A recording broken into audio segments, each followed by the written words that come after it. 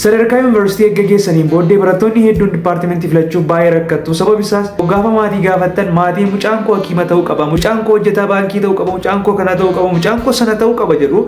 Even gaafa hiriyoota keessan gaafattan illee hiriyoonni keessan ofii kee dhaggeeffadhuu isiniin jedhu. Yeroo baay'ee maaliif akkas jedhu dipaartimentii tokko rikoomandi isin godhanii dipaartimentii sana seentanii yoo dipaartimentii sanaan isin bu'a qabeessa ta'uu baattanii booddee nama sanaan akka hin boonyetti wanna sanarraa bilisa ta'uuf jecha ofii kee dhaggeeffadhuu jedhu. Kanaaf egaa dipaartimentii jechuun baay'ee raamini al takka seentanii kan keessaa baatan mini harka lama qabaatanii muka lama yaabanii jedha Oromoon yeroo mammaaku. Kanaaf egaa dipaartimentii tokko filachuun dirqamaa jechuudha.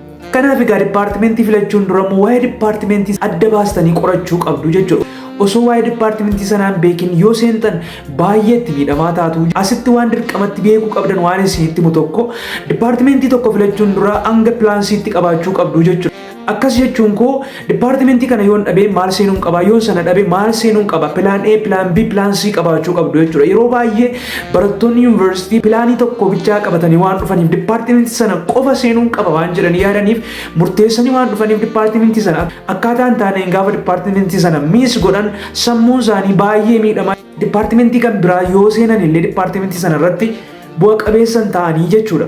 Egaati dipaartimentiin tuffatamaan hin jiru, dipaartimentii hundisaa iddoo isaatti barbaadamaadha jechuudha. Egaati guyyaarraa kan waliin ilaallu dipaartimentii naachuraalii keessaa yeroo baay'ee barattoonni kan filatanii fi akkasumallee dipaartimentiin kun nama nyaachisa jedhamee kan yaadamu dipaartimentoota jiran keessaa dipaartimentii fayyaa keessaa, dipaartimentii injiinarii keessaa akkasumallee dipaartimentoota biroo haayilaayitii isaa waliin ilaallaa jechuudha.